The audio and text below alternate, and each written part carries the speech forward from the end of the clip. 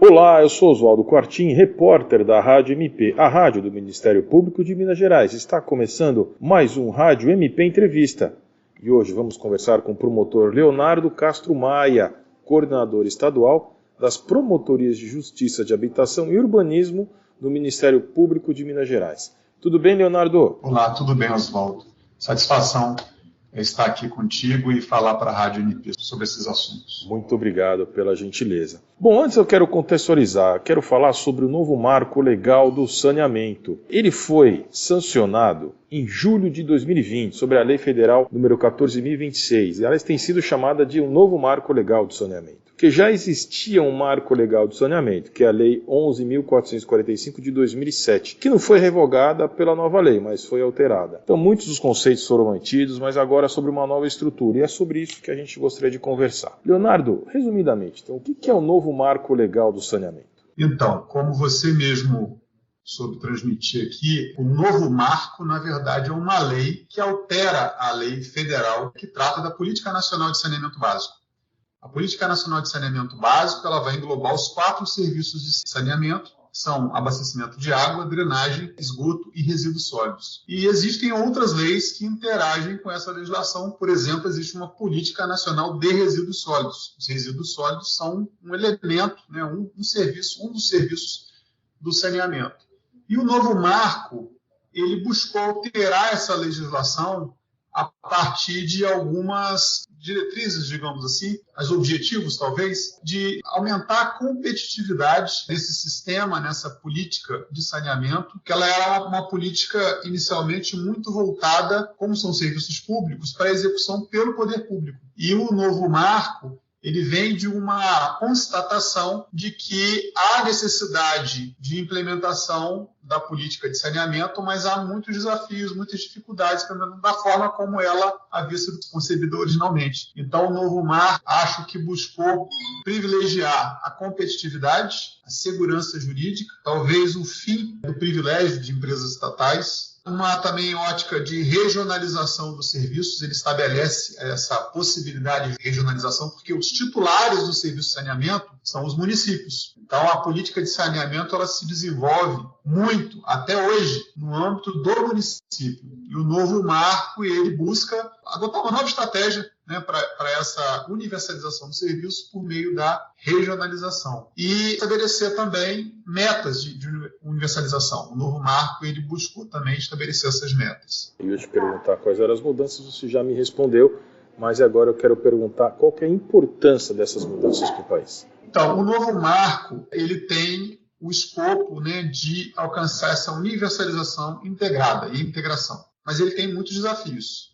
Ele é uma norma que depende de muita regulamentação, ou seja, da edição de outras normas, de outros entendimentos, de outros pactos. Não se aplica por si só, né, de forma solitária. Ela precisa ser, de certa forma, complementada e executada. Então, ela tem desafios como, por exemplo, atrair os investimentos, né, do setor privado. Ele buscou abrir para o setor privado para tentar injetar mais recursos na execução do saneamento básico. Mas isso não é um desafio, não é tão fácil assim, né? Buscar a gestão eficiente. O novo marco, ele prevê a necessidade de revisão dos contratos. E ele até proíbe alguns tipos de contratos, que a gente chamava contratos de programa, que era com as empresas públicas. Ele busca, portanto, uma gestão eficiente, né? Alcançar uma eficiência. Os municípios, essa regionalização, ao que me referi agora há pouco, ela depende ainda de uma manifestação, de um movimento do poder público do Estado, da União e dos municípios, são os titulares do serviço. Então, ela acontece espontaneamente, com a simples edição do novo marco. Veja que, por exemplo, em Minas Gerais, o governo de Minas ele apresentou um projeto de lei para regionalização e esse projeto de lei não foi votado na Assembleia Legislativa e acabou sendo arquivado. Então, isso é um desafio político também, né, de implementação. E ele trouxe também, o novo marco, uma figura,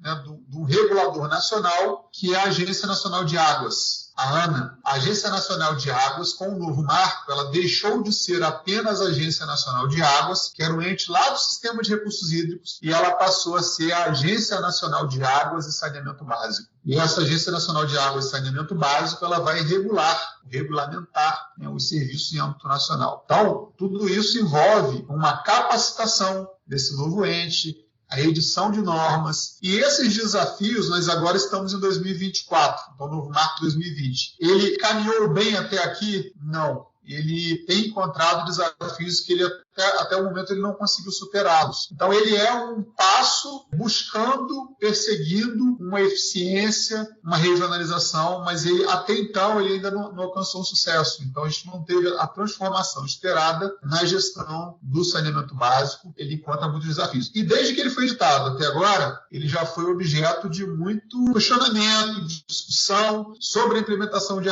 dispositivos dele, inclusive com a edição de decretos pelo Executivo Federal, muitas vezes em sentidos distintos, diversos, né? Então, é uma amostra, né, do desafio realmente que é mudar uma realidade política para uma outra realidade, para uma realidade nova. Eu não diria que é a realidade melhor ou pior. Se a gente for pensar objetivamente, do ponto de vista do Ministério Público, que é buscar o cumprimento da norma, é uma norma complexa, difícil de execução, né? Ela propõe muitos desafios, mas é um tema importantíssimo e, de fato, demanda uma discussão permanente na sociedade. E quando a gente fala de saneamento básico, inclusive, está envolvendo um novo marco legal do saneamento, qual que é a situação de Minas Gerais? Então, Minas Gerais é uma situação bastante difícil em vários dos serviços, mas sobretudo nos serviços de esgotamento sanitário, resíduos e drenagem, né?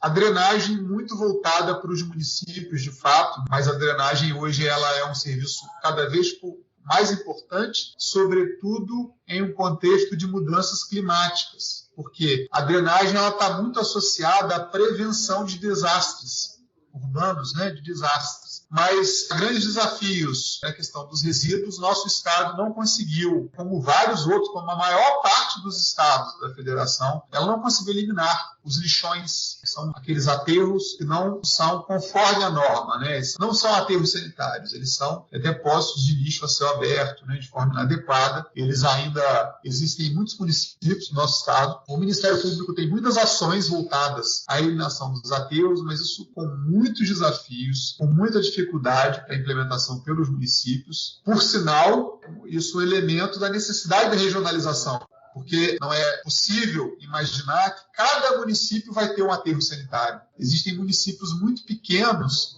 que não têm condições de manter um aterro, de operar um aterro sanitário, né? Os municípios poderiam fazer isso na forma de consórcios. O novo marco reforçou essa regionalização. Ela já era possível na lei anterior, o consórcio já era possível, mas o novo marco ele fala muito na regionalização, ele reforça muito a necessidade dessa regionalização. E o esgotamento sanitário, né? O esgotamento sanitário também é uma realidade com muita violação às normas. Muitos municípios ainda não têm serviços, né, que estejam conforme as normas ambientais, estejam ambientalmente adequados. Então, por exemplo, no caso da bacia do Paraupeba, há até uma iniciativa, em razão do desastre de Brumadinho, de utilizar recursos do acordo para o saneamento da bacia do Paraupeba, justamente no serviço de esgotamento sanitário. Os municípios eles têm priorizado o serviço de abastecimento de água, mas os outros serviços, os outros 3 serviços de saneamento, eles são serviços que ainda estão distantes das metas que são propostas pelo novo marco. E tem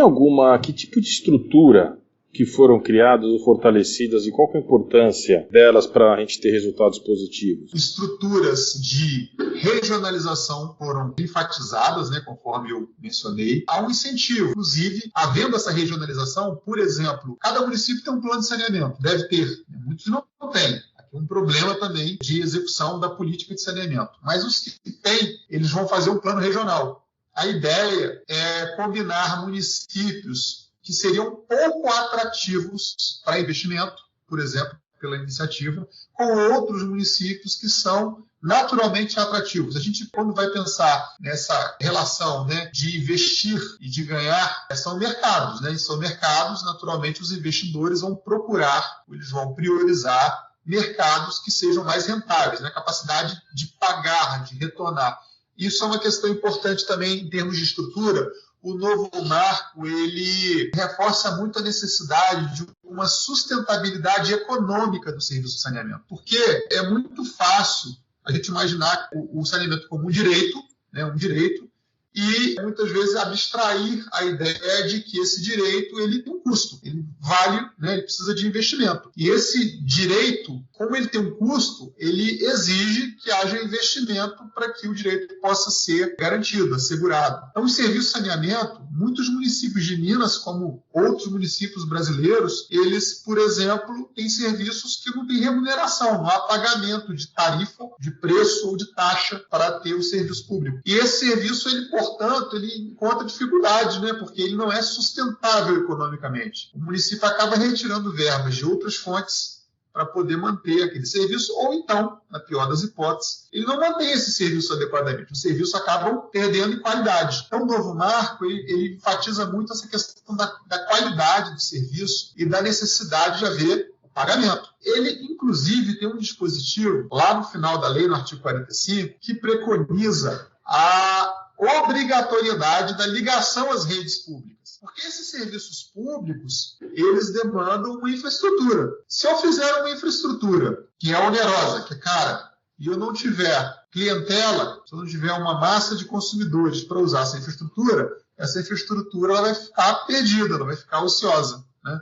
Então, ele fala, se a rede pública de água, de esgoto, os consumidores têm a obrigação de se ligar à rede, até porque se espera que haja um fornecimento de um serviço seguro, eficiente, contínuo, não é? Que é um dispositivo que está lá no Código de Defesa do Consumidor, que dialoga com o marco de saneamento, está no artigo 22 do Código de Defesa do Consumidor. Então, ele também reforça muito a necessidade dessa cobrança. Isso, em muitos municípios do interior, gera uma dificuldade, um desafio, porque, por vezes, do ponto de vista político, numa Câmara de Vereadores, do ponto de vista político, de um gestor público, de um prefeito, há uma pressão muito grande para que não haja uma remuneração, para que não haja uma cobrança pelo serviço de saneamento. O serviço de saneamento tem que ser remunerado de alguma forma. De algum lugar, o recurso vai ter que ser indicado, né, e ser identificado para ele manter aquela infraestrutura, aquele funcionamento. Então, isso é uma questão, essa preocupação com a sustentabilidade econômica é uma marca também do novo marco de saneamento. E quando a gente fala de ter parceria com empresas, me vem à cabeça parcerias público-privadas, nesse caso, né? Qual que a gente pode imaginar, pensando do ponto de vista do consumidor, que teria que arcar, né, no futuro com esse pagamento, aliás, como, por exemplo, é com a energia elétrica, né? Quais que seriam as vantagens nesse caso? A grande vantagem é você alcançar a universalização do saneamento,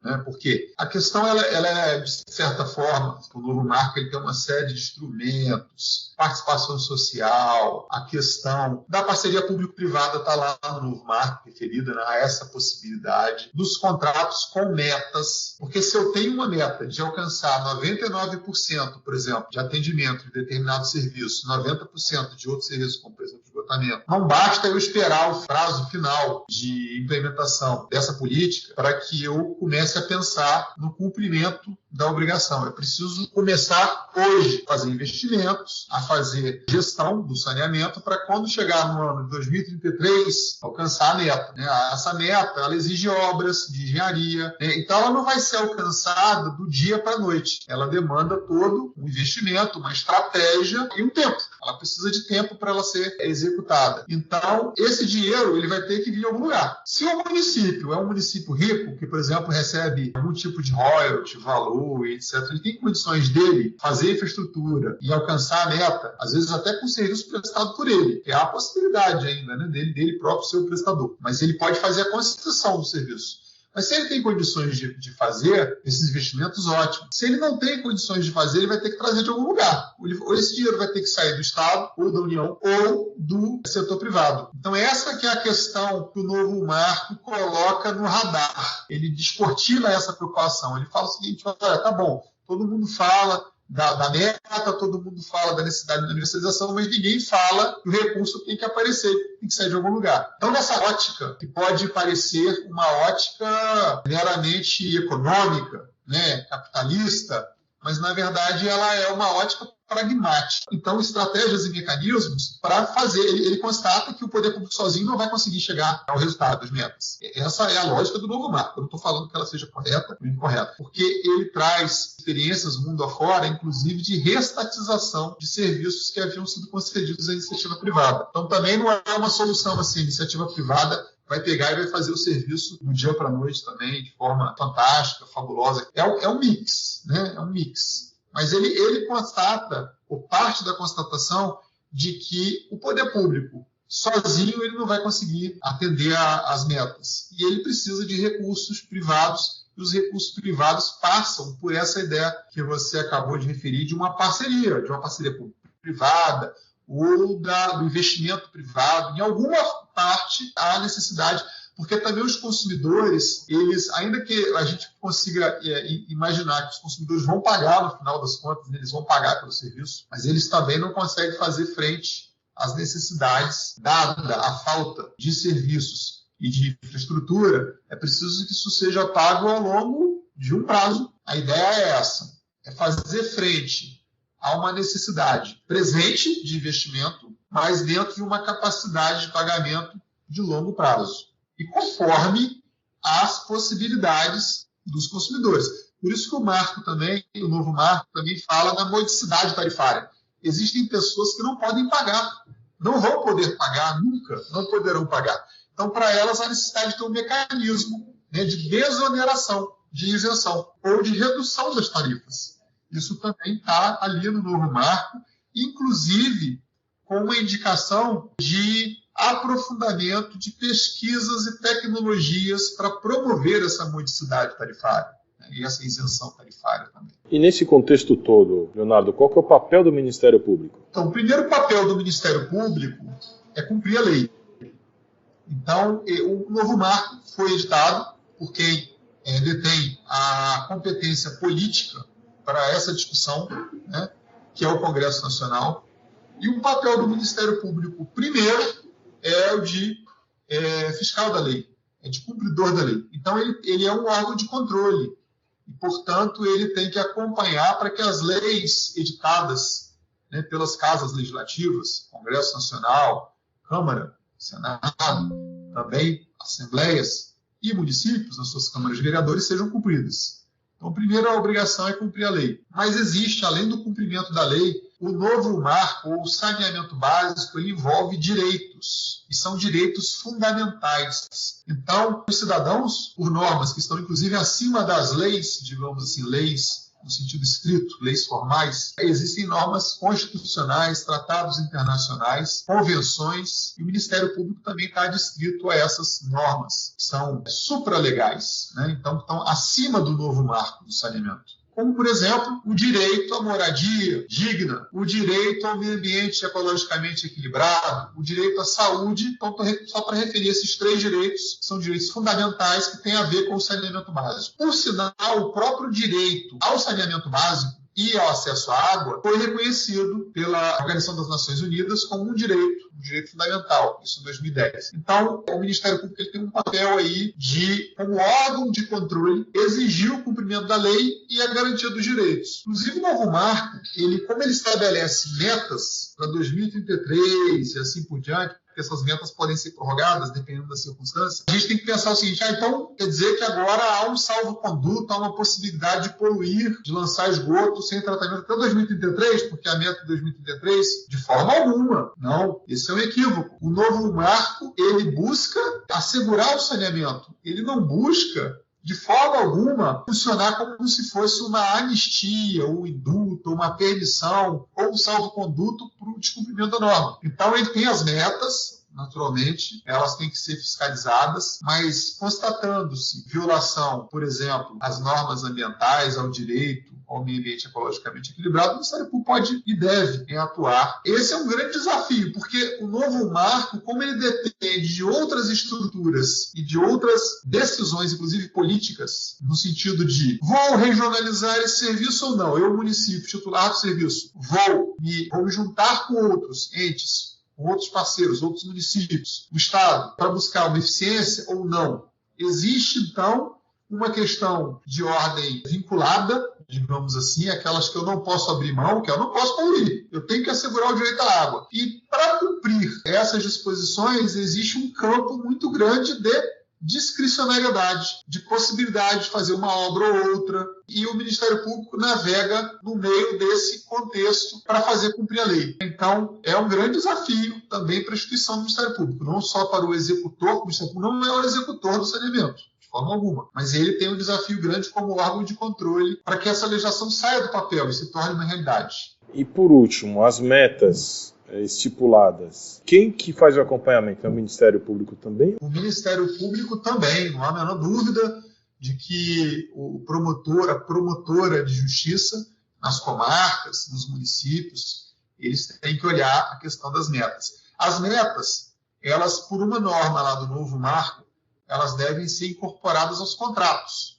de prestação, né? Porque justamente para que a gente não espere até o último dia, o último minuto, então haja uma execução paulatina, né? Cada ano, a cada período, há um incremento em direção rumo à universalização. E o Ministério Público deve acompanhar isso, mas existem as agências reguladoras. Então, as agências reguladoras que podem ter uma atuação local, num único município, ou regional. E as agências reguladoras, elas têm uma atribuição, uma competência de acompanhar, de fiscalizar e, eventualmente, até encaminhar ao Ministério Público, porque no cumprimento ou no descumprimento do novo marco, essas violações, elas poderão configurar violações administrativas, violações ao contrato, violações cíveis, mas também violações criminais, crimes, né? E o Ministério Público aí ganha um papel especial, porque ele é o titular da ação penal pública. Então, ele tem um papel importante, mas pode haver improbidade administrativa, ou seja, o cumprimento ou o descumprimento do novo marco, dos contratos, das disposições das agências reguladoras, eles poderão sempre ensejar algum tipo de violação que vá chegar até o Ministério Público como uma notícia de fato, como uma representação, ensejando aí a necessidade de atuação da instituição, do promotor, da promotora de justiça.